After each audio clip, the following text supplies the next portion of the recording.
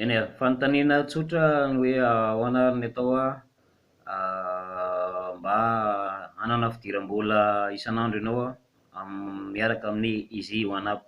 Ny ataonao voalohany dia vao tonga amin'ny pejy ohatran'ity ianao de fenoina tsara ny reto banga anankitelo eto reto.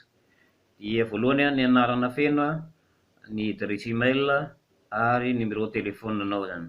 Ny antony mba ahafahantsika mifandray tsara. Dia lasa azontsika fenoina tsara zany ny anarana feno apetako ny anahy ohatra fotsiny io ary ny adresy email somary takoana kely ny anahy fa perso be zany igny. Dia numéro telefônina 034 dia vita zay dia klikena avy hatrany ilay hoe tsindrio eto fa tena liana be aho. Dia vao vitanao zay dia mitonga amin'ny pejy anankiray vaovao ohatr'izao ianao.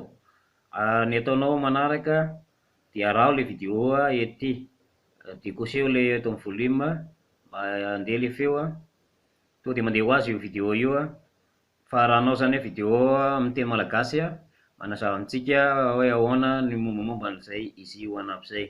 Vao vita zay dia klikena avy hatrany ilay hoe hiditra.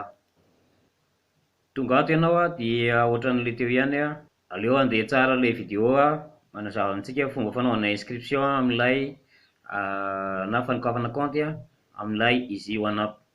Dia araha le vidéo ty manoro anao fomba fanokafana compte ohatran'izao atoroko anao zao zany. Dia klikena avy hatrany ilay hoe hanokatra compte aho vao tonga eto ianao jerejere tsara ery ambony ery misy ny contact ny parrainao ary somary takonako ny fa ialana amin'ireo spam be dia be zany. Dia ampidirina ilay adresy email, mail tena mandeha tsara.